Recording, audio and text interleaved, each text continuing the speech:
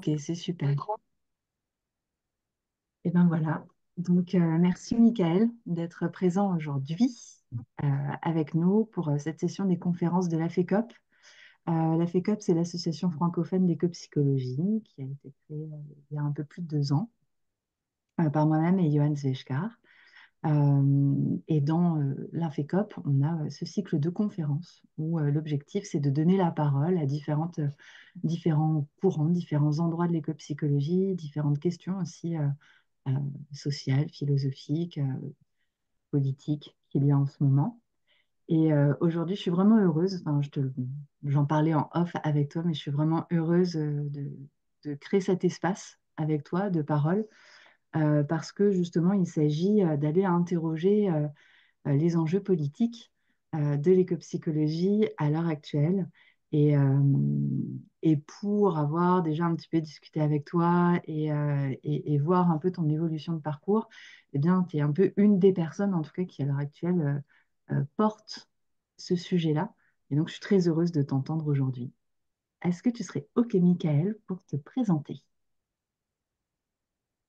Oui, ben, merci beaucoup Emmanuel. Merci la FECOP pour cette invitation, pour cette proposition d'essayer d'explorer ensemble un peu la portée politique de l'éco-psychologie et comment ce courant souhaite et essaye de contribuer à un changement social.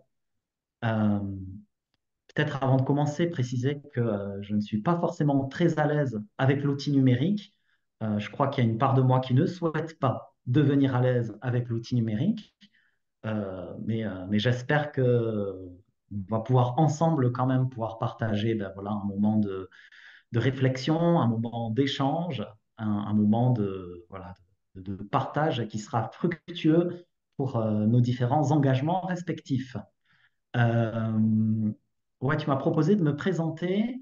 Euh, c'est pas toujours une pratique avec laquelle je suis à l'aise. Et moi, ce que je vous propose plutôt là, c'est peut-être de vous raconter un peu en quelques minutes un peu euh, mon parcours un peu personnel, mais surtout professionnel et militant, et comment j'ai rencontré l'éco-psychologie et comment ce questionnement en fait sur la portée politique de l'éco-psychologie s'est un peu enracinée. Et voilà, un peu dans cette idée que, comme nous le disent les écoféministes, euh, bien souvent, l'intime se mêle au politique. Voilà. Et du coup, voilà, ce petit temps de présentation va durer, je pense, peut-être une dizaine de minutes. Et ensuite, moi, il me tient vraiment à cœur que ce soit aussi un temps un peu vivant où chacune pourra partager des questions, partager des témoignages, des avis, des hypothèses. Voilà, voilà.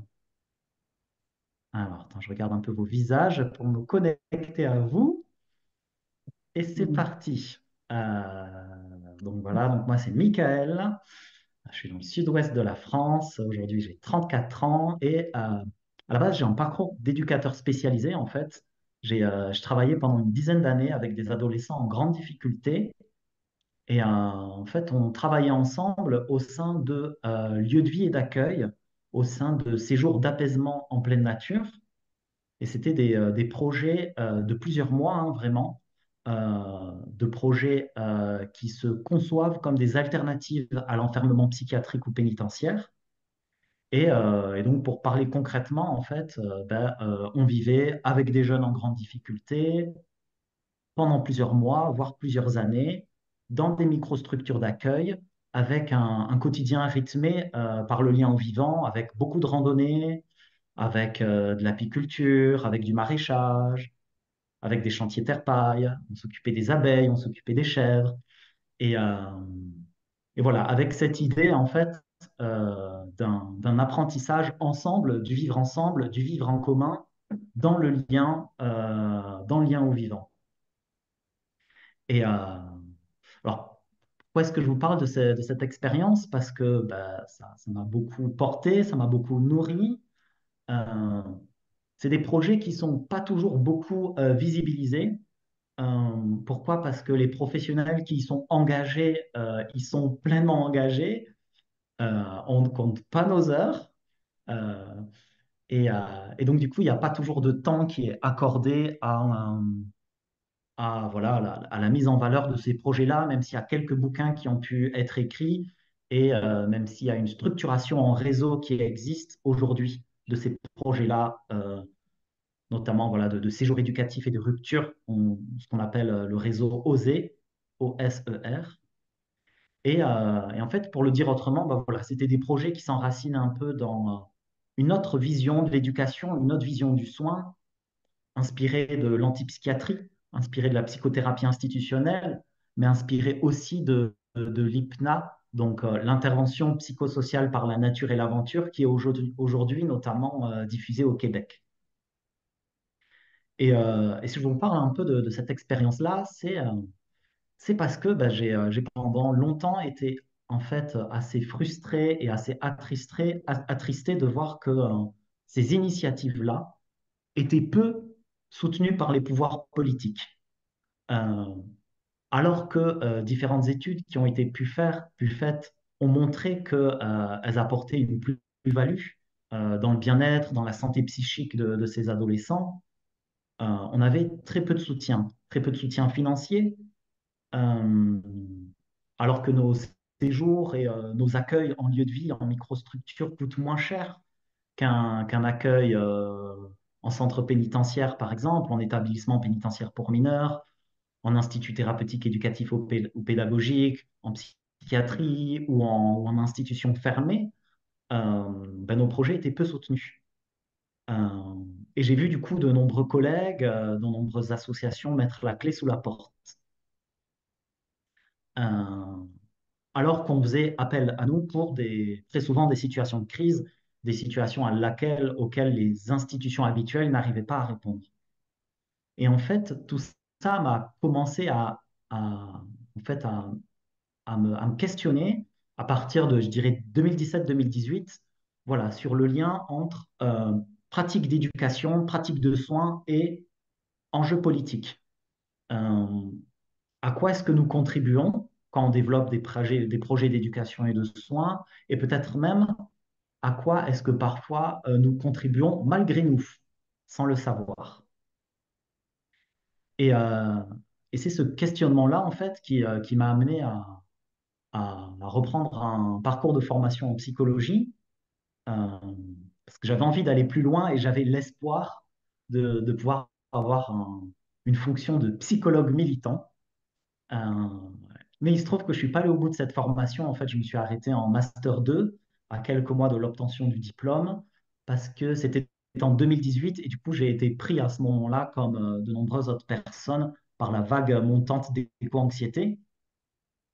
Et du coup, dans ce moment où je commençais vraiment à réaliser pleinement l'urgence écologique et sociale, aller en cours, euh, et terminer ma formation devenait très compliqué, peut-être même de l'ordre de l'insupportable, parce que je n'arrivais pas à comprendre pourquoi on nous parlait du développement de l'enfant sans parler de son interdépendance vitale avec le vivant. Je ne comprenais pas pourquoi on nous parlait de symptômes de souffrance sans articuler ces souffrances existantes bah, avec l'existence de systèmes de domination, avec l'existence du capitalisme notamment. Et surtout, je commençais un peu à être agacé, j'avoue, euh, de parler en permanence d'épanouissement, d'émancipation dans les projets éducatifs et soignants que l'on peut mettre en place, euh, toujours d'une manière individuelle. C'est-à-dire que on avait du mal à penser l'émancipation, l'épanouissement, le soin avec une perspective de transformation collective de nos conditions d'existence. Il y avait une vraie difficulté à penser changement personnel et changement social, du moins à l'université. Et, euh, et sans doute qu'il y a plein d'autres espaces universitaires où c'est possible, mais à ce moment-là, dans ma vie, j'avais de la frustration, ce qui m'a amené du coup à, à quitter les bancs de la fac. Euh, En fait, moi, vraiment, les questions que j'avais là à ce moment-là, c'était euh, quel sens y a-t-il à l'éducation ou aux soins dans un monde qui est en train d'être ravagé? Euh, Est-ce qu'il est encore pertinent, fait, de permettre à des personnes de rester adaptées à un système dominant, inadapté à la vie. Et, euh, et donc voilà, et donc je suis parti de la fac, et du coup j'ai navigué entre deux sentiers complémentaires. C'est à ce moment-là que j'ai découvert l'éco-psychologie et le travail qui relie. Le travail qui relie qui a pour moi été une pratique vraiment soutenante à ce moment-là, à ce moment où je crois que j'avais vraiment besoin d'être entendu sur mes questionnements, sur des inquiétudes, des craintes et des colères profondes face au ravage écologique. Et, et c'est un moment où aussi, du coup, j'ai pleinement découvert la voie du militantisme, euh, Oh. notamment, notamment avec Extinction Rebellion au départ, mais aussi avec d'autres collectifs. Et donc, au départ, l'éco-psychologie, le travail qui relie m'a vraiment inspiré au point où, du coup, bah, j'ai eu envie de me former. Euh, du coup, je me suis formé en éco-psychologie, mais aussi à l'animation du travail qui relie, notamment avec Roseau Dansant. Et, mais je dois dire qu'au fur et à mesure de mes engagements et au fur et à mesure de différentes rencontres inspirantes, euh, au fur et à mesure aussi de la construction de mon identité politique, d'une certaine identité militante, je commençais un peu à être frustré. Frustré de voir que dans beaucoup d'espaces d'éco-psychologie et d'écologie sensible, il n'y avait pas beaucoup de place accordée au questionnement critique, pas beaucoup de place accordée à l'interrogation, en fait, sur les causes structurelles du désastre écologique actuel, et aussi souvent pas beaucoup d'espace accordé à la construction vraiment collective de, euh, d'alternatives ou d'opposition. Et, je me souviens de pas mal d'espaces d'éco-psychologie ou de travail Curly où il y avait cette idée de ne surtout pas être un cerveau au bout d'un bâton, comme dit Joanna Macy. Et du coup, ben voilà, venir se questionner, interroger, c'était pas toujours très bienvenu. Et peut-être que ça l'est dans d'autres espaces, mais dans ceux que j'ai pu fréquenter, c'était pas toujours évident. Et c'est une fois de plus encore ce besoin de sens, euh, ce besoin d'articulation entre l'intime et le politique qui m'a amené à reprendre des études, enfin, juste un master 2 à la fac en philosophie, psychanalyse et économie politique. Et du coup, là, j'ai été comblé parce que c'était un master qui s'intéressait aux théories critiques, aux pensées féministes, aux pensées décoloniales, à la critique du capitalisme. Et donc, c'est un master où j'ai vraiment pu, du coup, effectuer un travail de recherche avec un mémoire où je dirais que la question vraiment fil rouge de ma recherche, c'était comment de nouvelles micro-politiques du soin peuvent s'articuler avec des macro-politiques révolutionnaires, c'est-à-dire comment est-ce que aujourd'hui il est possible de repenser, de réinventer des pratiques soignantes dans la perspective d'un changement radical de société. Et voilà, ça a été chouette. Ça a été. Je dois dire qu'en fait, dans ce questionnement, j'ai jamais été seul. Euh, et, euh, et ça, c'est un questionnement qui s'est toujours nourri d'une multiplicité de rencontres militantes, mais aussi universitaires et professionnelles. Et, euh, et c'est un peu ce questionnement que je vous propose de poursuivre ce soir. Euh, En fait, dans mon mémoire à l'époque, je posais l'hypothèse que l'éco-psychologie pouvait nous permettre d'être une source d'inspiration, en fait, pour une refondation de ces pratiques de soins à visée émancipatrice. Et, mais dans ce mémoire, je posais aussi certaines réserves, certaines limites qui me semblaient être en train d'apparaître. Et, deux, 3 ans plus tard, j'ai l'impression que ces limites, ces réserves euh, se sont accentuées. Euh, et du coup, voilà, je trouve ça précieux de pouvoir les partager avec vous ce soir, de pouvoir en discuter ensemble. Et au fond, la question que je vous propose d'explorer ce soir, en fait, c'est une question qui n'est pas nouvelle, hein. Elle a notamment été posée par Joanna Macy et d'autres dans la troisième édition de l'ouvrage Écopsychologie pratique et rituelle pour la Terre. Et cette question, elle la formule de mémoire en disant comment éviter que le travail qui relie devienne une simple pratique de bien-être sans générer de changement structurel. Autrement dit, on pourrait dire de manière plus générale, comment éviter que l'éco-psychologie contribue seulement à des changements individuels sans participer véritablement à un changement social. Voilà, c'est la question que je vous propose d'explorer ensemble et peut-être que avant d'explorer cette question ensemble, j'avais bien envie de poser quelques préalables à la discussion qui me tiennent à cœur.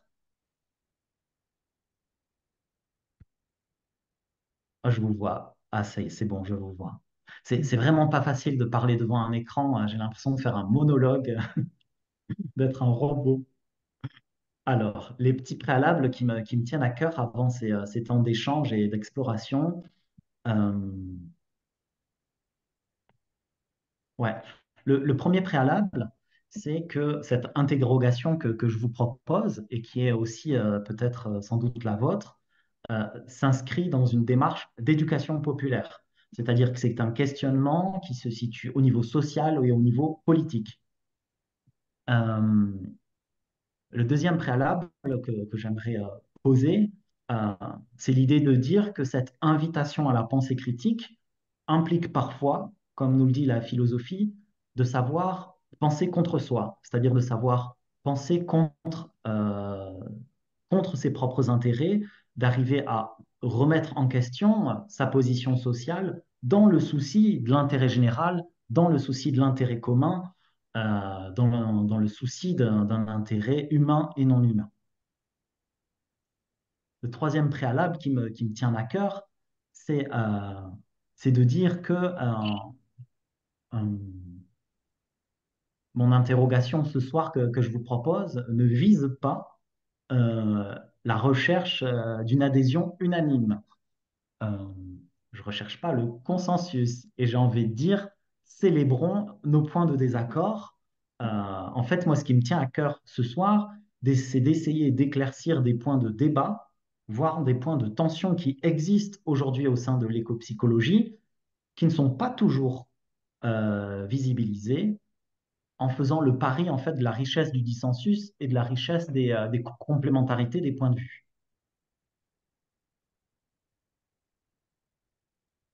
Donc ça, c'était un troisième préalable. Un quatrième préalable qui me tient à cœur, et je crois que vous serez sans doute d'accord, c'est de partir en fait du constat que malgré les COP, malgré les beaux discours d'intention, malgré aujourd'hui de nombreuses initiatives existantes, malgré tous les ateliers, malgré toutes les fresques, malgré tous les espaces de reconnexion vivants, que la fuite en avant continue, voire même peut-être qu'elle s'accélère. Ce préalable que je vous propose, c'est l'idée de dire que la transition n'a pas encore commencé. Alors, c'est une formule qui est peut-être provocatrice, mais je crois qu'il y a quelque chose de vrai là-dedans. Euh, Elle évoque notamment un ouvrage de mince, j'ai oublié son prénom, un ouvrage c'est pas Baptiste Morisot, c'est alors un historien qui est en train d'écrire là qui a écrit waouh, je me souviens plus. J'ai un trou, désolé. Ça reviendra plus tard. Mais d'un historien de l'environnement, ah si, si quelqu'un s'en Fresso, souvient, de quoi? Jean-Baptiste Fresso. Oui, exactement, Jean-Baptiste Frézos, qui explique pourquoi la transition à un niveau énergétique n'a pas commencé dans le sens où aujourd'hui, euh, la, le développement des énergies renouvelables ne vient pas remplacer le pétrole, le gaz et le charbon, mais viennent s'additionner au mix énergétique. Euh, ce point-là, je le pose avec l'idée que peut-être que face aujourd'hui à l'urgence de la situation, il est nécessaire d'aller au-delà de là où nous sommes déjà. Peut-être qu'il y a besoin de faire le pari euh, d'un soulèvement écologique, comme le propose Camille Etienne dans un superbe ouvrage, et ce que je pose, moi, comme le pari d'un scénario révolutionnaire en perspective d'une société plus respectueuse du vivant. Et enfin, le dernier préalable, ça en fait plein des préalables avant la discussion, euh, c'est l'idée de dire que, en fait, comment vous dire ça? Qu'en fait, ce soir, devant vous, devant cet écran, je n'ai pas la possibilité de m'exprimer librement. Je suis obligé de m'auto-censurer. Pourquoi? Euh, Déjà parce qu'on est par Zoom, euh, par un support numérique, parce que cette vidéo sera peut-être partagée sur YouTube, et qu'aujourd'hui, face à la pression qui augmente, face à l'étau de la répression qui augmente, eh bien, il n'est pas possible d'avoir un, je dirais, un échange à cœur ouvert sur ces sujets-là euh, quand il y a de la surveillance. Donc voilà, donc peut-être qu'il y aura de la frustration, il y aura certaines expériences de soutien militant et d'engagement militant dont je ne pourrai pas parler ce soir à contre-cœur. Euh, mais peut-être qu'on aura l'occasion d'en échanger à d'autres moments dans la richesse de la réalité sensible sans nos portables. Donc voilà un peu pour les préalables à la discussion. Et en fait, voilà, je ne sais pas si Emmanuel, est-ce que tu as envie de réagir un peu avec une- un questionnement qui viendrait pour me permettre Euh, de rebondir, pour éviter que je sois trop en monologue? En fait, non, parce que tu viens de poser un principe qui est celui d'ouvrir à tout le monde. Donc, j'ai pas envie de monopoliser. Bien sûr, Mhm. j'ai plein de questions, mais j'ai envie de me mettre aussi au même niveau que tout le monde. Donc, c'est plus de réouvrir la conversation et de partir de tes postulats. Je te remercie de les avoir posés. Ça fait du bien de les entendre. En tout cas, moi, ça me conforte et on voit bien les limites de la convivialité d'Illich à travers notre cher Zoom. Donc, voilà, c'est plus de reprendre ton questionnement. J'ai juste besoin de reclarifier les questions pour être sûr. En tout cas, tes préalables sont très clairs. Mhm. C'est juste que tu es Ouais. parti d'une question très ouverte à finalement une question, je dirais pas qui est fermée, mais qui, en tout cas pour ma part, j'ai l'impression qu'elle fermerait le débat. J'ai l'impression que la question ouverte, c'est est-ce que l'éco-psychologie pourrait être une source d'inspiration à visée émancipative? C'est ça que tu as posé. Mhm. Et donc d'aller questionner aussi ce qu'Andy Fisher posait aussi comme un des critères de l'éco-psychologie, c'est-à-dire celle de la critique, et d'aller inspecter où est-ce qu'on en est concrètement d'œuvrer sans langue de bois à l'heure actuelle en France. Mais ensuite, tu as posé une question qui pour moi est plus restreinte, parce que pour moi, le TQR n'est pas réductible à l'éco-psychologie, qui est comment éviter que le TQR devienne une technique de bien-être et pas une technique émancipative collective. Donc, c'est juste, j'aurais besoin que Mhm. tu reclarifies ça pour que du coup, on puisse ouvrir le débat et l'orienter vers là où tu as envie, quoi. Ouais, bien sûr. Le questionnement que je vous propose ce soir, il est simple, c'est euh, comment est-ce que l'éco-psychologie théorise et essaye de mettre en pratique sa contribution à un changement social. Euh, et en fait, je pars de l'idée que aujourd'hui, il y a certaines limites et que, il y a un risque, en fait, que l'éco-psychologie ne contribue qu'à certaines pratiques de bien-être sans générer de changements structurels. Voilà. Et c'est un peu, c'est pour ça que ce soir, peut-être que moi, j'aimerais peut-être pouvoir vous parler de certains paradoxes qui me semblent exister dans l'éco-psychologie, de certaines limites qui ont déjà été posées, en fait, hein, et pas dans l'idée du plaisir à pouvoir faire de la critique, mais dans l'idée que ce questionnement-là, en fait, sur certaines ombres, sur certains impensés aujourd'hui de l'éco-psychologie, peuvent nous permettre de, de donner corps, de donner de l'élan à à une véritable contribution, en fait, au changement social. Dans le sens Mm. où aujourd'hui, euh,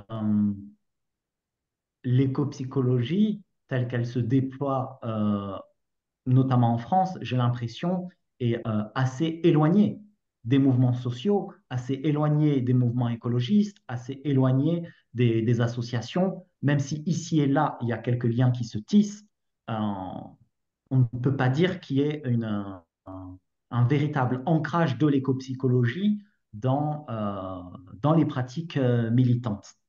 Tout à fait. Il y a Manon qui lève la main, je vois. Coucou Manon. Coucou! Merci beaucoup, Mickaël. Est-ce que vous m'entendez? Mm. Oui. Ouais, super. Ben, vraiment, c'était passionnant. J'ai hâte d'entendre la suite.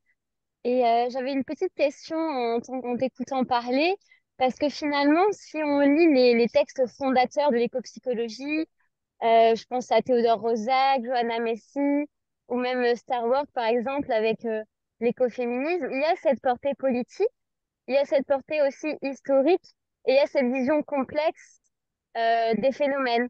Et en effet, quand on va dans l'application plus concrète au niveau local, avec des initiatives qui vont grouiller un peu partout, cette portée, elle est complètement annihilée. Et enfin, c'est ce que tu as très bien décrit. Et en fait, je me demande, selon toi, comment se fait-il qu'il y ait cette perte de substance de l'éco-psychologie même dans sa structuration politique qui, par définition, finalement, avait cette visée transformatrice? C'est dû à quoi, d'après toi? Est-ce que c'est trop difficile? Est-ce que le projet est trop vaste? Enfin voilà, dis-moi, ça m'intéresserait beaucoup. Hmm. Merci, merci Manon pour cette question. Question qui est délicate, qui est subtile. Et en fait, pour tout dire, j'ai jamais pris le temps d'assez explorer dans le détail tous les textes fondateurs de l'éco-psychologie. J'ai eu l'occasion d'en lire certains, mais peut-être que ma vision n'est pas assez approfondie. En tout cas, ce que je peux dire, c'est que l'histoire nous raconte que l'éco-psychologie serait née du terreau de la contre-culture américaine, comme tu le disais, Manon. Euh, L'histoire nous raconte que l'éco-psychologie serait née dans ce contexte-là, dans les années 70, 80, 90, un contexte où les revendications écologistes, féministes, décoloniales prenaient de l'ampleur. Et, et pourtant, Et pourtant, force est de constater que dans sa réception, et notamment en Europe, comme le dit Mohamed Taleb, euh, ben, c'est une réception qui a été peut-être pas complète, dans le sens où l'éco-psychologie s'est surtout diffusée à travers le développement de pratiques de bien-être en nature, de pratiques de reconnexion au vivant. Et, alors, pourquoi cela? Euh, pour moi, il y a plein de pistes. En fait, une première hypothèse, euh, c'est que dans les années 70-80, on n'a pas encore totalement le tournant néolibéral, qui émerge vraiment à partir des années 90 et après. Et le tournant néolibéral, bon, on pourrait en parler hein, au niveau économique, mais au niveau aussi de nos imaginaires, c'est ce tournant euh, qui en fait qui réduit le changement social à une juxtaposition de changements individuels. C'est cet imaginaire en fait où le changement sociétal serait surtout et dépendrait surtout d'initiatives individuelles. Et je crois Donc ça a été très bien analysé, hein. Il y a, il y a la Técopole, ce sont des collègues chercheurs et chercheuses euh, qui ont écrit un bouquin qui s'appelle Greenwashing, manuel pour dépolluer le débat public. Et dans cet ouvrage, en fait, donc il y a plein d'articles, et il y a notamment un article qui analyse comment, à partir des années, je crois, 90, les États et les entreprises ont vraiment focalisé le discours écologiste sur la question des éco-gestes, sur la question des responsabilités individuelles pour invisibiliser des responsabilités industrielles et politiques. Et je crois que l'éco-psychologie, dans son déploiement, euh, a- n'a pas été en fait exempte en fait de cette néolibération de nos existences, de cette individualisation de nos existences. On pourrait même dire aujourd'hui de cette psychologisation de nos vies. Euh, c'est très bien écrit par plein d'auteurs, cette idée qu'aujourd'hui, on aurait de plus en plus tendance à expliquer la complexité des phénomènes sociaux par des phénomènes individuels, par des phénomènes psychologiques en oubliant la question des institutions, la question des rapports de pouvoir et la question des rapports de force qui sont historiquement toujours nécessaires dans des changements sociaux. Donc voilà, ça c'est une première hypothèse. Je crois que l'éco-psychologie a peut-être euh, un peu perdu de sa portée subversive parce qu'elle n'a pas toujours su prendre du recul face au discours néolibéral. Euh, pour le dire concrètement, c'est face notamment à la montée en puissance du marché du bien-être, du marché du coaching et du développement personnel, qui peut avoir certaines vertus quand il est question de changement individuel, mais qui a clairement ses limites quand il s'agit de contribuer à un changement politique. C'est la première hypothèse. Euh, et Mohamed Taleb, il a une formule que j'aime beaucoup. Il dit l'éco-psychologie n'a rien à faire euh, du développement. Enfin, attendez, je crois que j'ai la citation exacte pas loin. Ouais, en gros, il nous dit l'éco-psychologie n'a rien à faire du développement personnel des classes moyennes occidentales. Euh, et pourtant, et pourtant aujourd'hui, euh, un ensemble de pratiques de coaching par la nature euh, peuvent se rapprocher en fait du développement personnel et se revendiquent de l'éco-psychologie. Donc pour moi, là, il y a quelque chose qui a à questionner.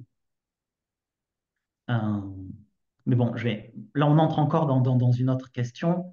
Donc, tu posais la question, Manon, de pourquoi est-ce qu'aujourd'hui l'éco-psychologie est, est assez peu ancrée en milieu militant. Euh, donc, je pense qu'il y a cette question. Une deuxième hypothèse, je crois que Andy Fisher la pose avec brio. Lui, alors ça fait longtemps hein, que j'ai eu ces lectures-là, mais de mémoire, il nous dit que pour lui, l'éco-psychologie a vraiment deux branches, deux axes. Un- une branche vraiment de remémoration collective, une branche de reconnexion, de restauration de notre lien au vivant et, euh, et du coup, il montre à quel point cet axe-là est essentiel et aujourd'hui est dominant dans l'éco-psychologie. Euh, il explique que nos subjectivités, nos individualités sont tellement malmenées qu'il y a vraiment cette aspiration, ce besoin de retrouver du lien, de retrouver du sens, de sentir notre appartenance à la Terre. Et en même temps, il dit, il y a une deuxième branche. Euh, une deuxième jambe de l'éco-psychologie qui est nécessaire, c'est celle de la critique, c'est celle du questionnement politique, c'est celle de l'engagement social et militant. Mais il nous dit que cette deuxième jambe-là de l'éco-psychologie, elle est plus douloureuse, elle est moins évidente, parce qu'elle invite à se remettre en question, parce qu'elle invite aussi peut-être parfois à se confronter à la répression, et que du coup, c'est pas facile. J'aimerais quand même vous citer une petite citation de Andy Fisher qui est très peu traduite en anglais, en français, mais mais voilà, une petite citation à laquelle j'ai envie de rendre hommage. Donc, lui, il a écrit notamment une thèse hein, qui s'appelle Éco-psychologie radicale. Et, euh, et du coup, à ce moment-là, il pose la question et même il nous dit,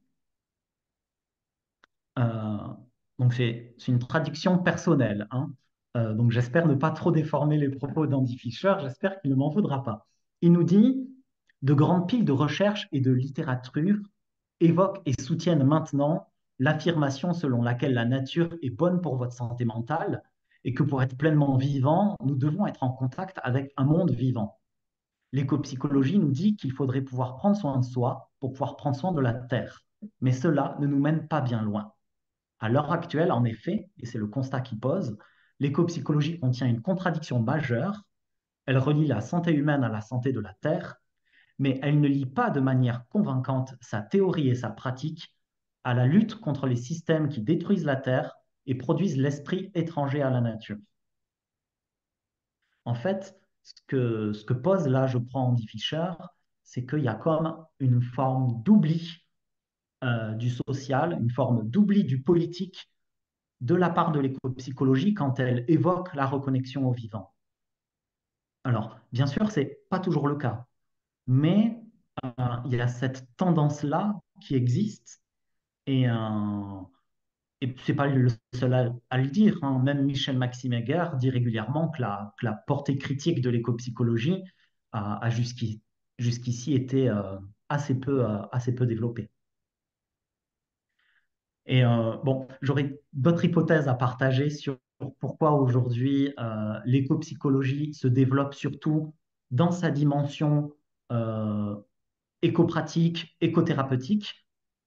Euh, mais ça fait déjà pas mal d'hypothèses à méditer.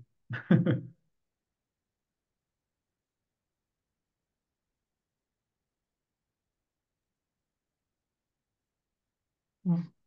Mathieu, Je sais tu pas avais si des... voilà, s'il y a des moments où je suis pas clair et qu'il y a besoin de reprécision, n'hésitez pas, hein.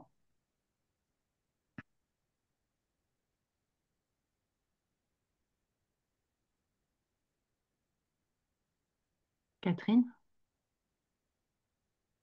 Merci pour ces premières questions et ces éclairages de tout ce que tu nous partages. Je me permets de dire tu. Ouais, ça, le sujet me paraît, en fait, moi, j'ai envie de rebondir. Le sujet me paraît assez vertigineux, en fait. C'est plus une réflexion hein, que j'ai envie d'avoir.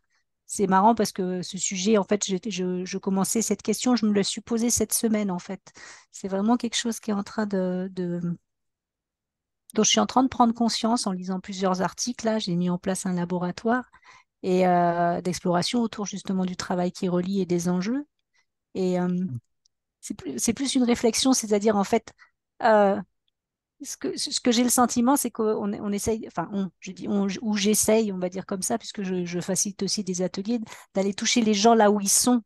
Et en fait, je commence à sentir vraiment le décalage entre une intention d'un engagement politique et, et peut-être effectivement de ma part, en tout cas, une frilosité d'aller dans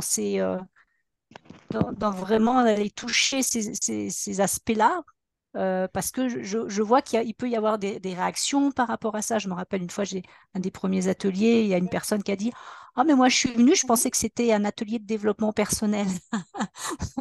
Donc à ce moment-là, je me suis dit, mais qu'est-ce que dans ma présentation a fait que la personne venait pour un atelier de développement personnel alors que je n'avais pas du tout l'impression de l'avoir présenté comme ça.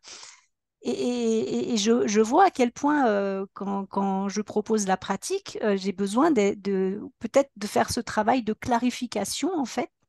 Voilà, enfin voilà, c'est pas trop des questions, c'est plutôt des réflexions autour de ce que tu partages. J'ai pas non plus de réponse, mais en tout cas, je vois que ce sujet arrive à point nommé dans un moment de réflexion autour de ça.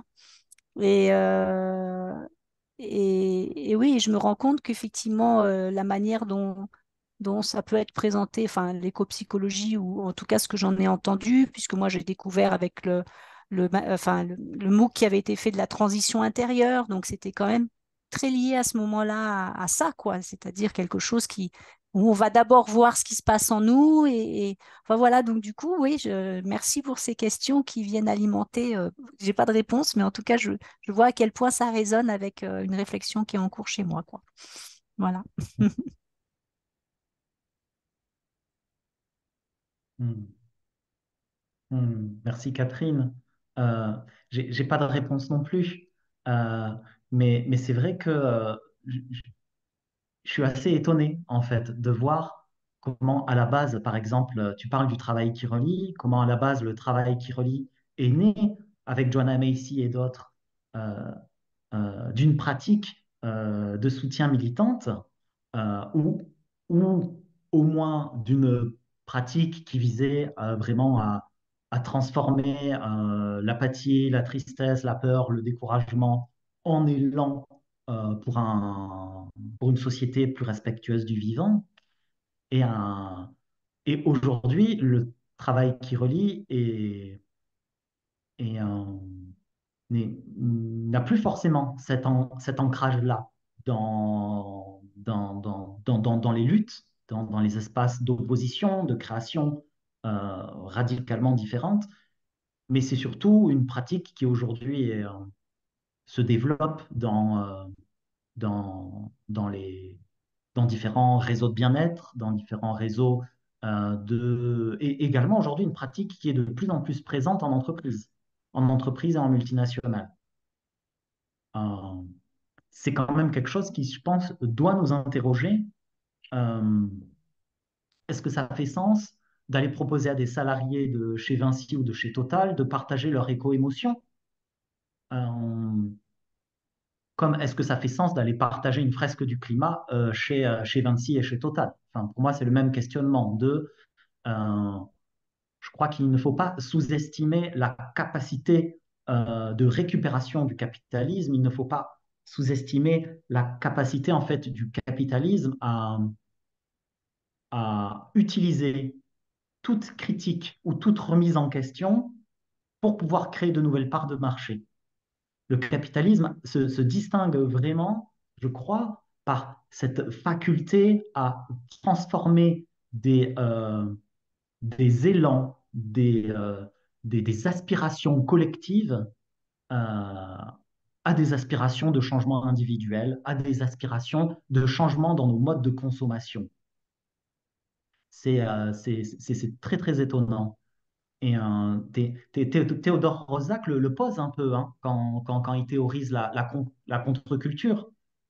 Et, euh, et pour le dire autrement, est-ce qu'aujourd'hui, l'éco-psychologie ou l'écologie sensible ou le travail qui relie dans des grandes entreprises, dans des multinationales, ne va pas tout simplement juste permettre la métamorphose du capitalisme et le déploiement d'un capitalisme vert qui serait peut-être en partie décarboné, euh, peut-être un peu plus sensible aux enjeux de justice écologique et sociale, mais qui fondamentalement ne remettrait pas en cause aujourd'hui un ordre du monde qui est extractiviste, qui est néocolonial.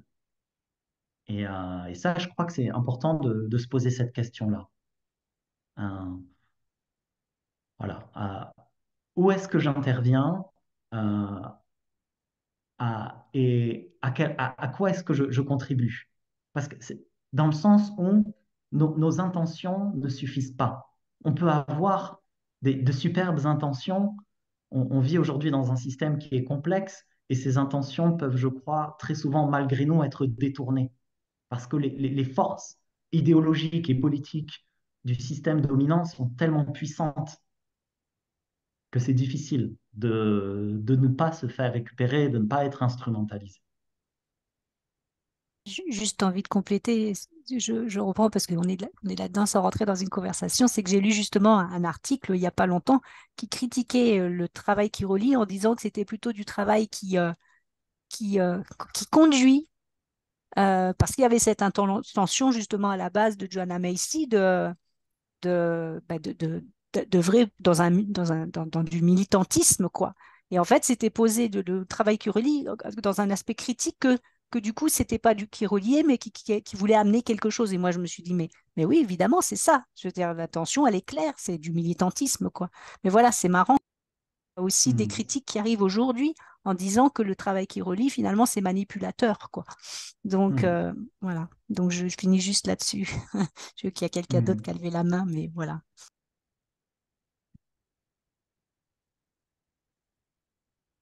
Ouais, est-ce que c'est Michael Jasmin qui lève la main? Je vois les vignettes, elles sont toutes petites.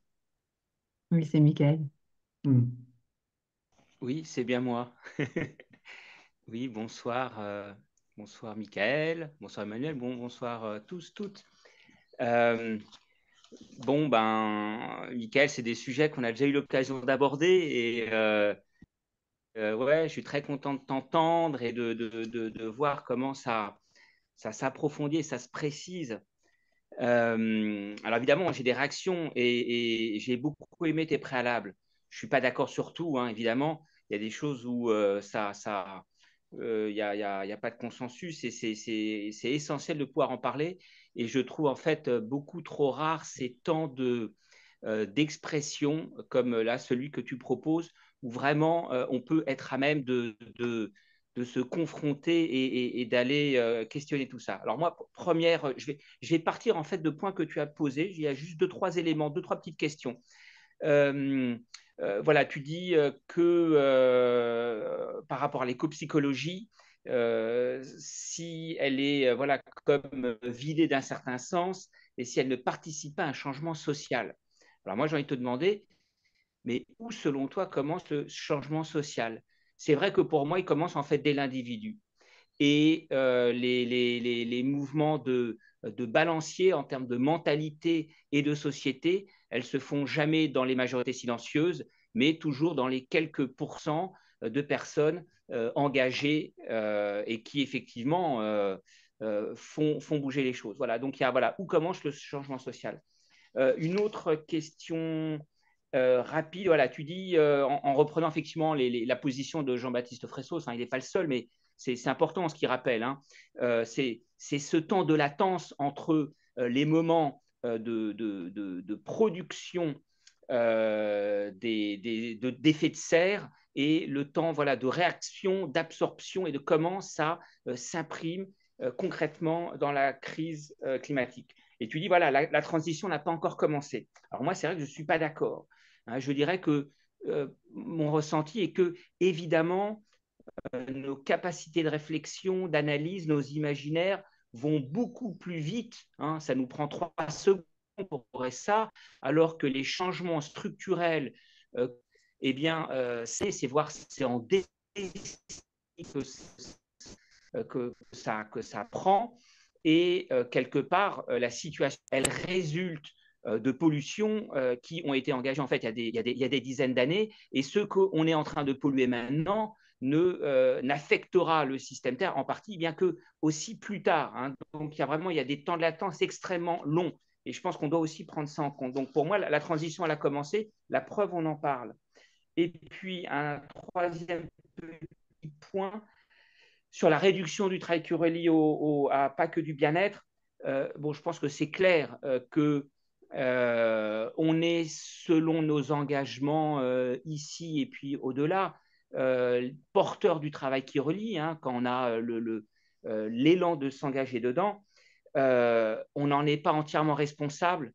C'est comme quand tu es prof de yoga, hein, c'est une analogie que je reprends souvent. C'est pas parce que Google propose des cours de yoga entre midi et 13 heures à ses employés que tu dois également toi-même arrêter ta pratique avec une dimension qui peut être très profonde et que tu associes à cette pratique-là. Donc je crois qu'il y a un besoin de vigilance, il y a un besoin de rappel de radicalité, mais il y a plein de manières de proposer le travail qui relie. Et de toute manière, en fait, ça fait des décennies que c'est ça. Quand Rosa fait ça sur la contre-culture dans les 80, enfin des années 60, il écrit ça plus tard, enfin, non, les années 60, euh,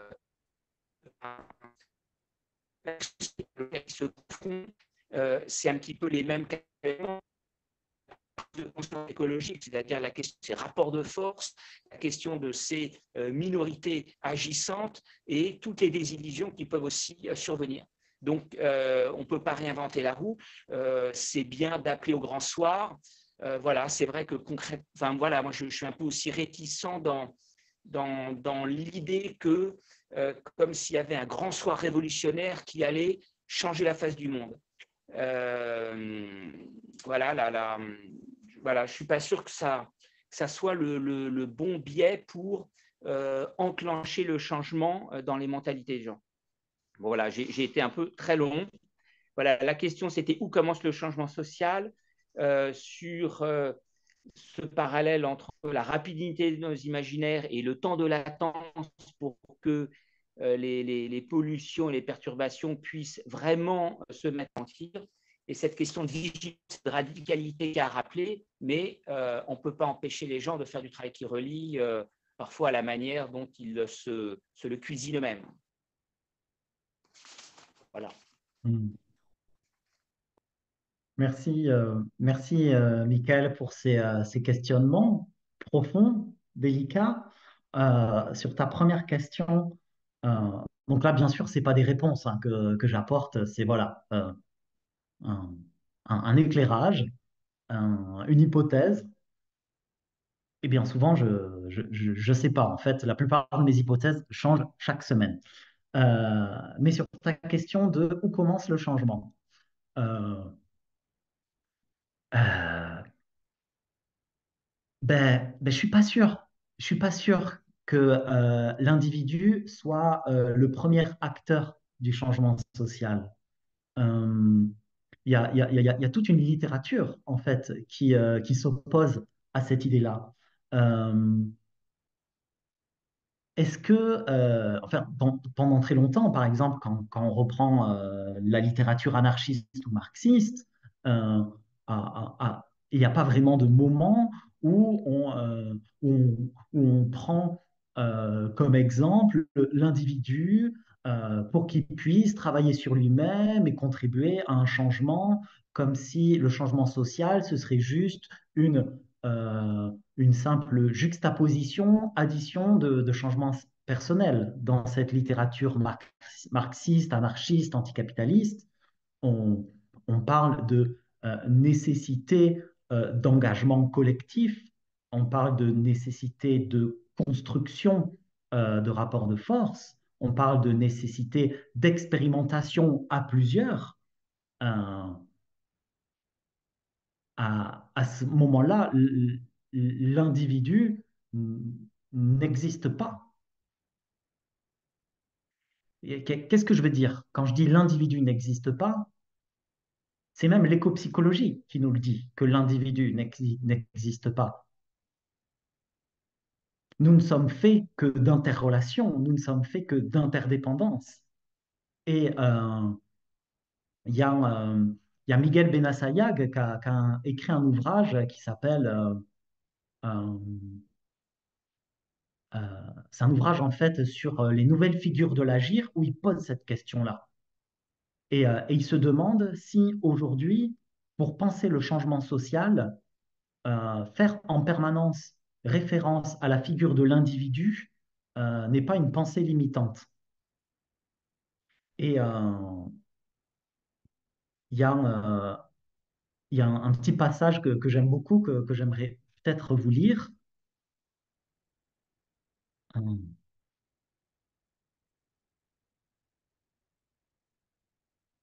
Il nous dit la seule alternative consiste à s'engager joyeusement sur le chemin de la minorité par la multiplication des expériences collectives et concrètes qui nous lient en commun. Il n'y a ni bon lieu ni bonne forme pour ce devenir de dépersonnalisation qui nous permet d'expérimenter notre multiplicité agencée aux situations que nous habitons. Désirer autrement, désirer d'une façon où c'est la situation qui désire à travers nous, exige le geste de dépassement de ce tyran domestique et personnel, notre moi, ce personnage que nous chérissons et protégeons tant, mais qui n'est ni plus ni moins que le barrage qui nous sépare de notre puissance, tissé par l'étoffe commune des situations et des écosystèmes auxquels nous appartenons. Il s'agit, et là c'est important, il s'agit de nous libérer de cette prison qui est le mythe de l'individu, un mythe moderne, étouffoir de la multiplicité qui nous constitue. Là où il y a individu, il y a masse. C'est pourquoi les nouvelles figures de l'engagement seront composées par des sujets hybrides et organiques, corps parmi les corps territorialisés. Bon, c'est un peu poétique et en même temps un peu conceptuel, mais je crois que ce que Miguel Benassayag essaye de dire par là, c'est que euh, euh, bah, c'est peut-être l'idée que, en fait, peut-être que le méditant militant c'est une métaphore intéressante, mais peut-être que le militant militante, c'est une métaphore encore plus intéressante et subversive, dans le sens où euh, l'idée, ce serait pas d'aller du changement personnel vers l'engagement collectif, mais de se dire comment l'engagement collectif nous transforme individuellement. Voilà. Bon, tu as posé d'autres questions. Après, en fait, là, on entre dans plein de débats. Euh, Moi, ce que je crois que j'avais envie de vous partager ce soir, c'est que j'ai l'impression que l'écopsychologie n'a aujourd'hui pas ou peu développé de véritable pensée stratégique du changement social. Quand je dis de pensée stratégique, c'est-à-dire de se poser concrètement la question avec quelle force existante est-ce qu'on s'allie? Avec quelle force existante on contribue? La pensée stratégique, euh, c'est de dire euh, quelle place à, à l'infiltration dans le système capitaliste actuel. Quelle, autrement dit, enfin, très souvent, quand on parle de changement social, il y a trois axes possibles qui sont complémentaires.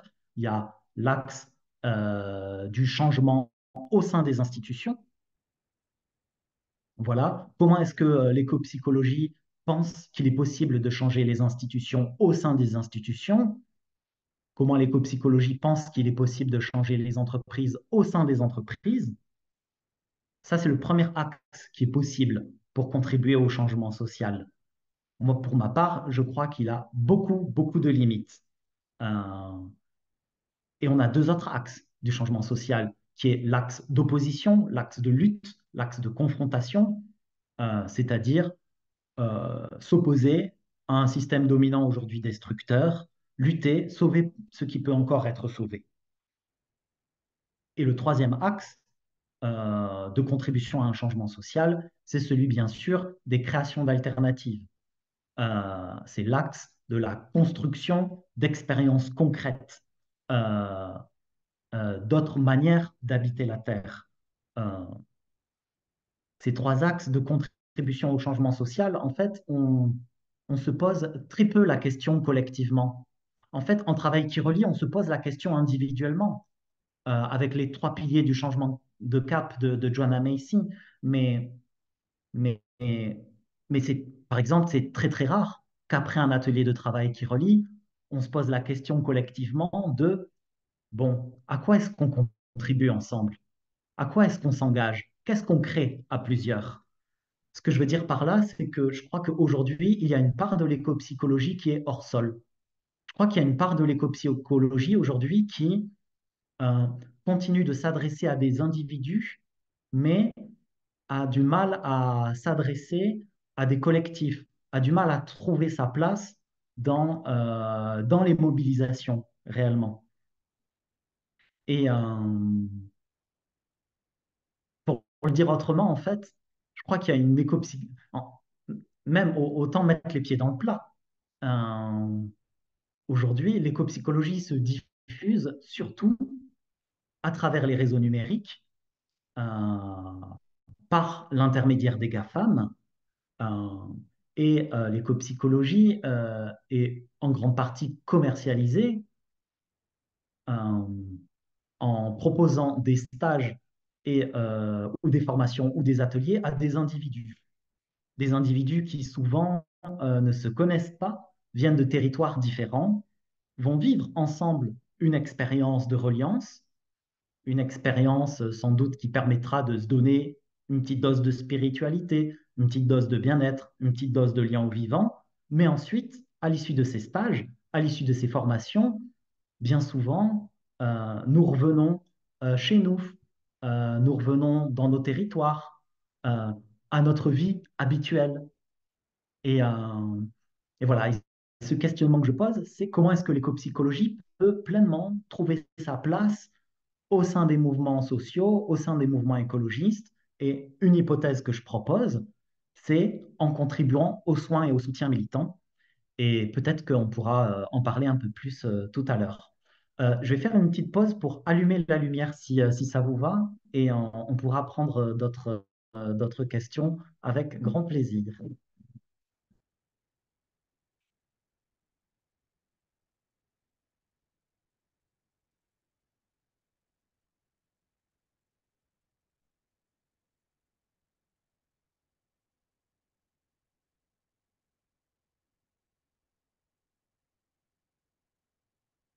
Et Emmanuel, n'hésite pas à m'aider à voir qui souhaite Ouais, j'allais prendre la te parole, qui proposer, souhaite s'exprimer, parce que je ne vois pas justement, tout. il y a Mathieu qui a levé la main, Yes. et après, je poserai une question aussi. On m'entend? Oui. Parfait. Moi, c'était une plus de réflexion un peu par rapport à tout ça.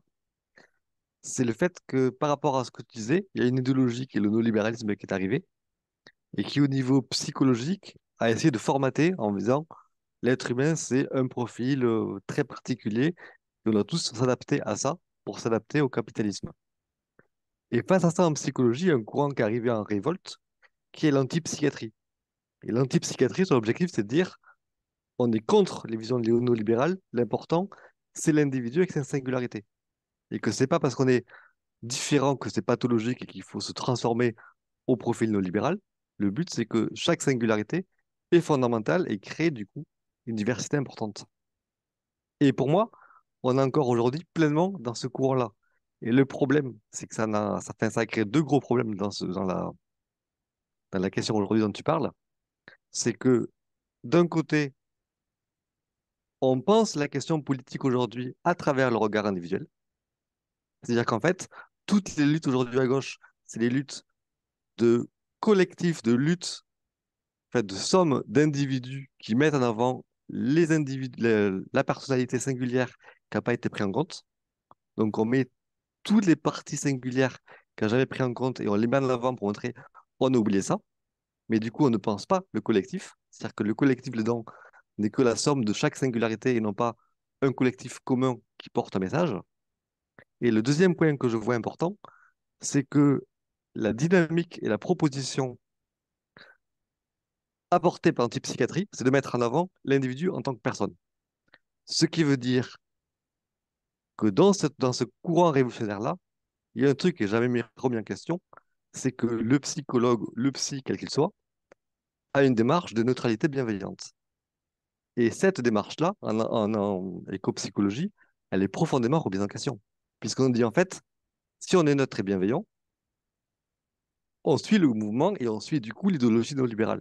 Et qu'un éco-psychologue, logiquement, est en fait engagé. C'est-à-dire qu'il porte un discours qui dit le problème, il ne vient pas de vous, il vient de la société. Donc il porte un discours politique. Et ça, c'est un changement radical qui n'a en fait jamais été fait. C'est-à-dire que tous les mouvements liés à la psychologie jusqu'à présent, qui portaient un discours politique et engagé, s'appuyaient toujours sur nous, ce qu'on fait, c'est on reste neutre et on met en avant le discours de l'individu qui est en face, qui lui va pouvoir s'émanciper par sa singularité. Et là, ce qu'on est en train de dire, c'est un changement révolutionnaire de dire en fait, en tant qu'accompagnant, on ne doit pas être seulement neutre. On doit dire, si on est neutre, on a un discours néolibéral. Et donc, le vrai accompagnement, c'est questionner et prendre du coup position sur la dynamique sociale, qui est là pour moi un changement révolutionnaire sur le rapport même du soin et donc même de l'éthique du cadre de déontologie que portent tous les soignants aujourd'hui. Hmm. Merci Mathieu pour ton questionnement. Euh, je le, je le comprends et je l'entends comme un questionnement sur la posture et sur l'éthique de soignant, est-ce qu'on peut être engagé, est-ce qu'on peut être militant en tant que soignant ou pas. Euh, pour moi, ça évoque le questionnement qui a été posé par, euh, par James Hillman et Michael Ventura dans un bouquin au titre que j'aime beaucoup qui s'appelle Pourquoi après un siècle de psychothérapie, le monde va de plus en plus mal. Et, euh, et en fait, c'est un bouquin où il s'interroge où il se demande si la thérapie classique ne contribue pas à renforcer les individualismes et ne contribue pas à maintenir le statu quo, en fait. Et c'est un bouquin passionnant qui a peu été réédité. Et moi, je l'apprécie beaucoup parce que, en fait, il pose l'hypothèse que les espaces de soins peuvent être des espaces, eux, ils appellent des cellules révolutionnaires. Euh, Dans le sens où ils nous disent que, au lieu d'imaginer que je suis dysfonctionnel, que ma famille est dysfonctionnelle, c'est la civilisation qui est dysfonctionnelle. Le processus politique est dysfonctionnel. Dans le soin, à ce moment-là, le travail du thérapeute, du soignant, consiste à travailler à des remèdes qui dépassent mon remède. Ce n'est pas de dire qui dépasse mon propre remède. Et tu as posé la question de la posture du soignant, de la question de la neutralité bienveillante. Est-ce qu'aujourd'hui, accueillir les souffrances des individus dans un cabinet de consultation entouré de béton, étanche aux axes de résonance avec le monde, est-ce que c'est neutre? Non. Là, il y a un dispositif qui est situé, il y a un dispositif qui conditionne l'accueil de la souffrance, qui conditionne son traitement et qui n'a rien de neutre. Euh, Est-ce que euh, accueillir des individus dans des ateliers de reconnexion au vivant euh, en transformant ces individus en clients parce qu'ils viennent payer une prestation de reconnexion au vivant, est-ce que c'est neutre? Non, c'est pas neutre. C'est un choix politique. Et donc, je crois, je crois vraiment que dans tout processus éducatif et ou soignant, il y a de manière sous-jacente, assumée ou non, une vision politique qui se cache. Et, euh, et que bien souvent, derrière la neutralité se cache soit une inconscience, soit une soumission au système dominant actuel, soit une difficulté à se positionner. Euh, Comment le dire autrement? Ouais, c'est délicat ces questions-là, hein, et là, les questions se situent vraiment à un niveau éthique et politique. Ce que je vous propose là, c'est pas de remettre en question les choix et les trajectoires personnelles et professionnelles.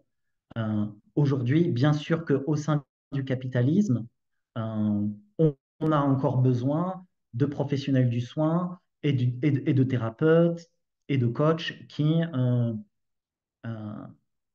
qui essayent de permettre à des personnes en grande souffrance de pas trop souffrir, de pas trop être malmenées. Bien sûr qu'on en a encore besoin. Euh, on dépend de cette individualisation de nos existences. Il y a Eva Illouz qui parle de comment en fait le capitalisme a privatisé la souffrance sociale. Elle raconte comment le capitalisme, dans son développement, a évacué le sens de la souffrance de l'espace public pour le rediriger dans des espaces confidentiels et marchands. Et, euh, et ça, c'est une, c'est une donnée, mais elle n'est pas immuable. Elle peut se transformer. Et je crois qu'aujourd'hui, quand on a véritablement ce souci du soin, ce souci de l'aide à autrui, se pose à un moment ou non la question de son propre engagement. Et peut-être que cela va pouvoir me permettre un peu plus tard de vous parler un peu de certains enjeux qui existent concernant le soin en milieu militant. J'espère qu'on ne s'égare pas trop et qu'on arrive quand même à toujours avoir un fil rouge. Et, mais en tout cas, Andy Fisher pose très très bien cette question, hein.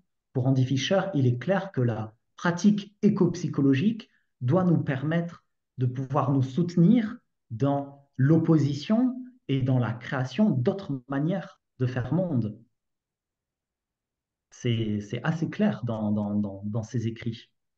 Et, et pour moi, derrière, là, il y a une question qui vient.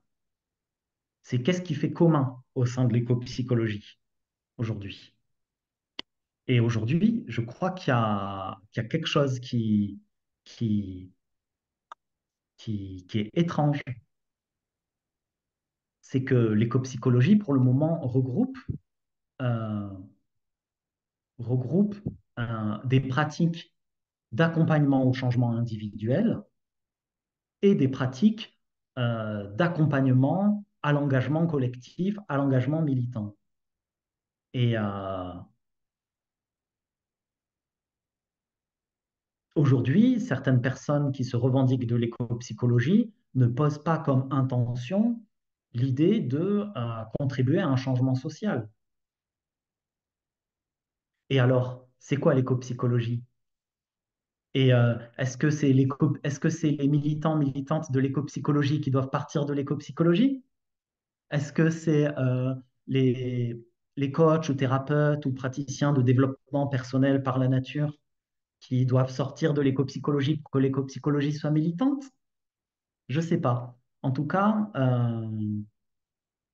il y a là quelque chose d'assez étonnant, je trouve. En fait, aujourd'hui, je trouve que l'éco-psychologie permet à plein de personnes qui n'ont pas du tout la même vision politique du changement de se retrouver. Et ça, c'est chouette aussi. Ça, c'est super. Mais il faut quand même, je crois, avoir en tête, comme c'est posé dans plein de recherches, que euh, la reconnexion au vivant et l'immersion dans des espaces de pleine nature ne suscitent pas, comme par magie, un engagement. Et ça, c'est posé dans un article de Laura Silva Castañeda, qui a étudié un peu euh, le... en fait, elle a mené un peu des entretiens avec, je crois, 16 participants du travail qui relie. Et ce dont elle se rend compte, c'est que le travail qui relie peut susciter un élan d'engagement, mais pas toujours dans l'idée de le porter collectivement.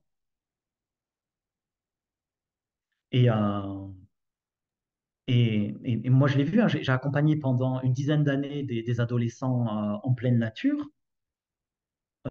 C'est pas parce qu'on se sent touché par le vivant euh, que on a forcément envie derrière d'aller monter dans des arbres pour empêcher qu'ils soient déracinés par des bulldozers. Et- Michael, je suis désolée oui, de poser, c'est juste qu'il est 20h17 oui, et que je m'enflamme. non, c'est pas, enfin, moi je resterai encore vraiment beaucoup plus longtemps, mais que du coup, voilà, on avait donné le cadre sur 1h30. Et du coup, je ravise ma question, je garde ma frustration pour moi, mais tu l'avais déjà posée et comme moi, j'ai pas de problème avec la frustration, je le gère. Et il y avait une question, une main levée, si ça te dérange pas. Est-ce que ça te va, Michael, qu'on prenne peut-être la dernière question de Sophie sur ces 10 dernières minutes ou pas? Ou tu veux Oui, avec poursuivre? plaisir. Ça te va? Oui, complètement. Ouais. Bon, je suis désolée d'avoir posé Sophie, du coup, vas-y, je te laisse la question. Ouais, merci. Euh,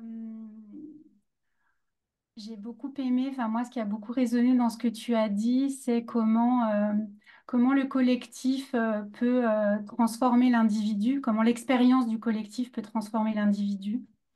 Je trouve que c'est assez puissant comme réflexion. Dans ce qui a été dit aussi par rapport aux praticiens en écopsychologie aujourd'hui, qu'il est difficile parfois de ne pas se faire rattraper par le néolibéralisme et que l'enfer est parfois pavé de bonnes intentions. Et du coup, moi, ma réflexion, c'est plus de se dire, de ne pas opposer l'individu au collectif, mais vraiment penser cette articulation de l'individu et du collectif.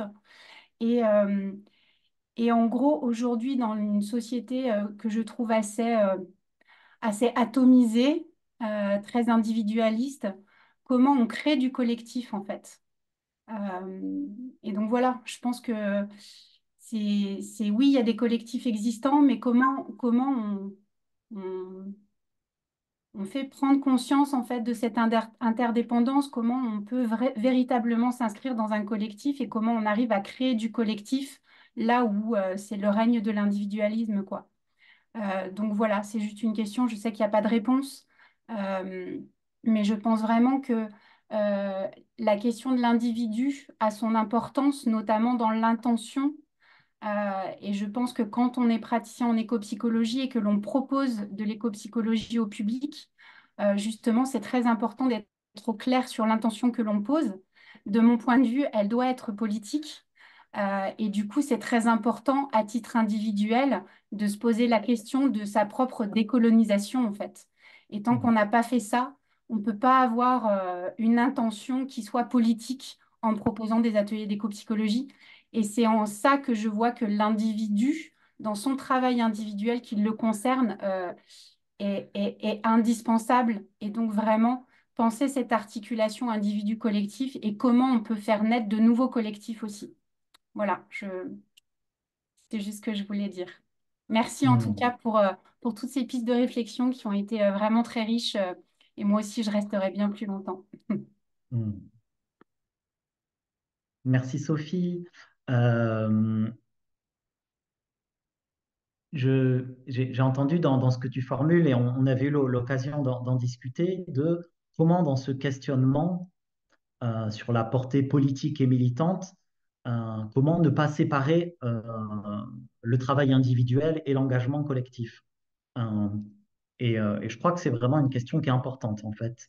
Et je crois qu'on peut distinguer quatre, euh, quatre aspects différents.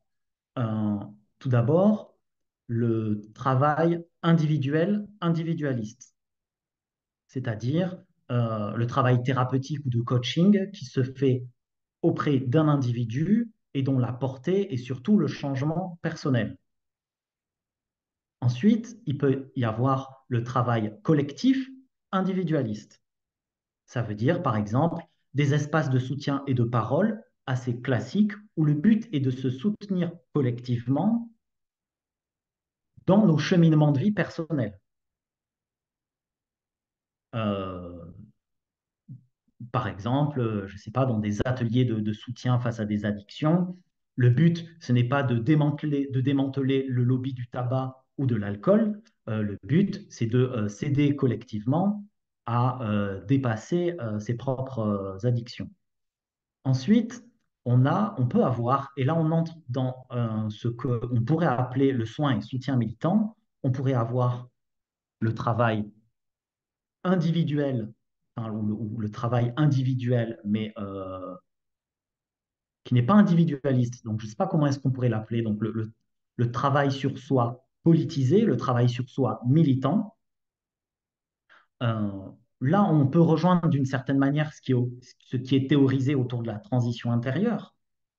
On peut rejoindre ce qui est théorisé aujourd'hui par certains thérapeutes qui, par exemple, du côté des thérapies féministes, en fait, qui arrivent à articuler l'accueil de la souffrance avec une critique, en fait, du patriarcat.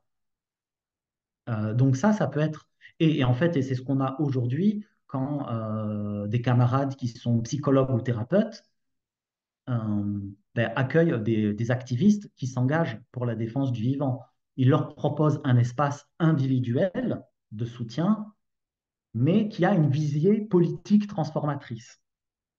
Un espace où je ne viens pas seulement me questionner sur la place de mon histoire personnelle, sur la place de mon système familial dans les difficultés psychiques que je vis aujourd'hui, mais où il y a aussi une place sur pourquoi est-ce qu'aujourd'hui le système dans lequel je vis me malmène. Qu'est-ce qui me fait souffrir dans ce système-là? Et comment est-ce que je peux retrouver du pouvoir d'agir? Donc, on a dit le travail individuel, individualiste, le travail en collectif, mais qui reste individualiste. Ensuite, le travail sur soi ou le travail individuel, mais qui est politisé, qui est militant. Et ensuite, le travail en collectif, militant. Et ça, c'est par exemple, a priori, le travail qui relie, euh, et a priori, tout un tas d'espaces d'entraide et de soutien qui se retrouvent avec cette intention de contribuer ensemble à un changement social. Et, et je ne suis pas en train de dire que, il faut éradiquer les espaces de soins et de soutien individualistes, centrés sur l'individu, centrés sur le changement personnel. Bien sûr que non, on en a besoin. Mais ce qui, je crois, aujourd'hui est précieux, c'est de pouvoir aussi euh, ouvrir des espaces euh, plus militants dans les questions de soins, dans les questions de reconnexion au vivant. Et cela, ça passe par mille possibilités dont on n'aura pas l'occasion de parler ce soir. Mais euh, par exemple, alors c'est tout à fait compréhensible aujourd'hui de proposer des espaces d'écologie sensible et de reconnexion au vivant dans la forêt, dans des espaces où on peut se sentir bien. Mais je crois que ça peut être aussi intéressant d'aller se reconnecter au vivant dans les ruines du capitalisme. Pourquoi est-ce qu'on n'irait pas se reconnecter au vivant dans les mégabassines, dans les mines, sur les chantiers aujourd'hui qui sont en train de tout ravager? Pourquoi est-ce qu'on n'irait pas se reconnecter au vivant dans les usines de stockage de déchets nucléaires? Là, dans ces espaces-là, je pense qu'il y a un avantage qui est très intéressant. C'est que ça peut nous permettre de ne pas dépolitiser le lien à la nature. Parce que d'emblée, le vivant est marqué par l'empreinte humaine, est marqué par l'empreinte de l'extractivisme et du capitalisme. Bon, voilà, il pourrait y avoir d'autres pistes, mais et ça, c'est pas nouveau, hein. Ça a été pas mal pensé et développé par les écoféministes, notamment dans ce qu'on appelle les toxic tours. Euh, et ce que je veux dire par là, c'est que je crois qu'il est précieux pour l'écopsychologie à l'avenir de pouvoir se territorialiser, c'est-à-dire de pouvoir s'ancrer concrètement dans les territoires, de pouvoir se poser concrètement quand on vit un atelier d'écologie sensible ou un atelier de travail qui relie. Bon, ici, concrètement, quelles entreprises, quelles multinationales aujourd'hui contribuent à perturber les conditions et la viabilité de la vie sur Terre? Et je crois que poser ces questionnements-là peut permettre de politiser davantage l'écopsychologie et l'écologie sensible. Sans cela, je crois que l'on risque tout simplement de se perdre dans ce travail qui est abyssal et qui ne s'arrête jamais du travail sur soi. Il est nécessaire, mais et j'aimerais bien peut-être, parce qu'il est 20h27 déjà, peut-être terminer avec une citation de Starhawk qui parle ça, je trouve, avec beaucoup de beauté et qui en fait rappelle à quel point le travail sur soi, le travail intérieur, se tisse dans l'engagement collectif. Et elle nous dit, et notamment, et c'est toute l'intention du soin militant, en fait, c'est d'articuler travail sur soi et travail collectif pour justement, dans les alternatives que l'on crée, dans les luttes que l'on crée, ne pas reproduire les systèmes d'oppression que nous essayons de dépasser. À ce moment-là, le travail intérieur est précieux et nécessaire. Et à ce moment-là, le travail intérieur n'est pas une fin en soi, comme dans le développement personnel. Mm. Qu'est-ce que Starhawk nous dit? Elle nous dit, pour nous libérer, pour retrouver le pouvoir du dedans, le pouvoir de sentir, de guérir, d'aimer, de créer, de donner forme à notre avenir, de changer nos structures sociales, nous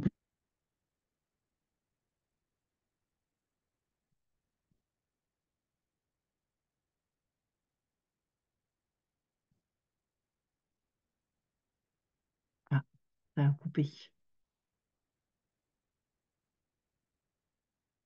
Ah, c'était au moment le meilleur.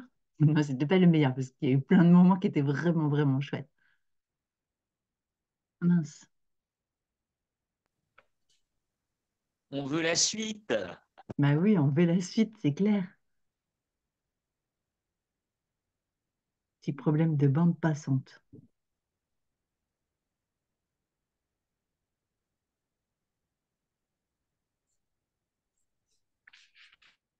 Ah, Bon, Michael va revenir.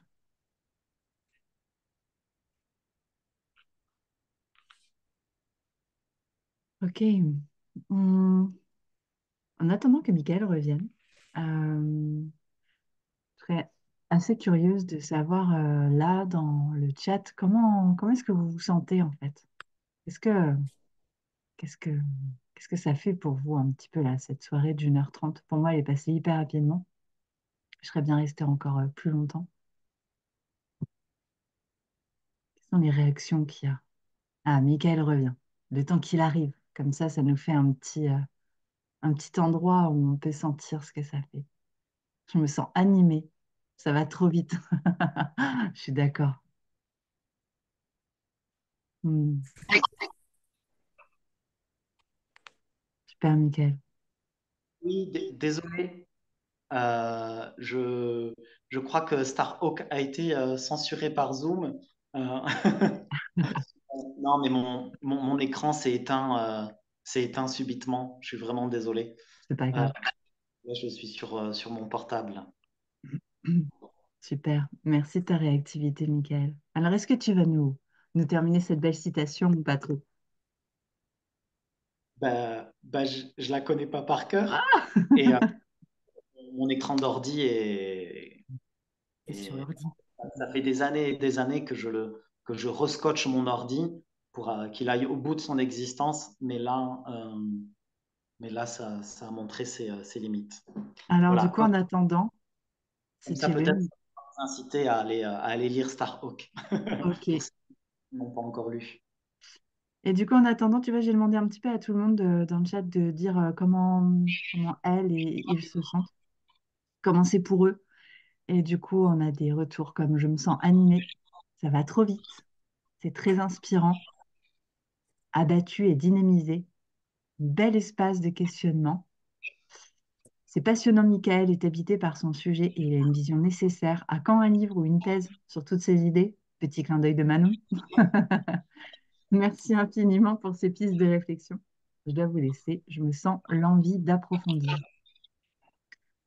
Ouais, merci Michael pour ce moment.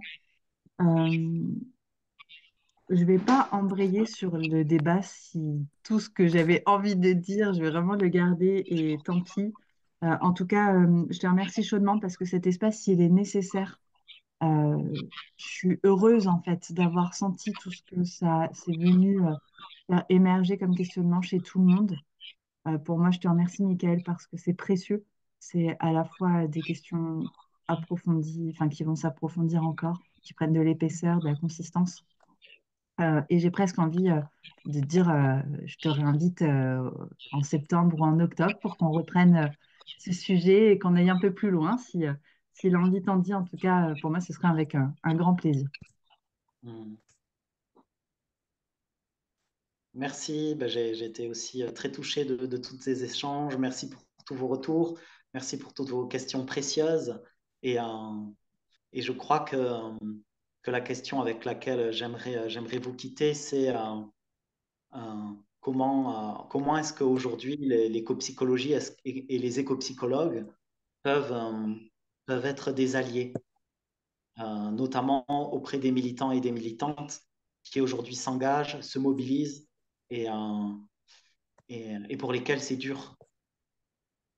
Hmm. Voilà, c'est une piste de réflexion pour la suite. Je Mais reçois pour Michael. les soins et soutien militant, il faudra qu'on le fasse en vrai et pas sur Zoom. Et pas sur Zoom, ouais, j'entends. Merci, Michael. Je vous souhaite une très belle soirée et merci pour ce moment. Au revoir. Au revoir. Ciao. À bientôt. Au revoir, merci, merci Mika, merci Emmanuel. Merci, Manon. Au revoir, merci beaucoup et à bientôt. Emmanuel, on se retrouve pour la conférence, enfin pour la pétale, non? On y va.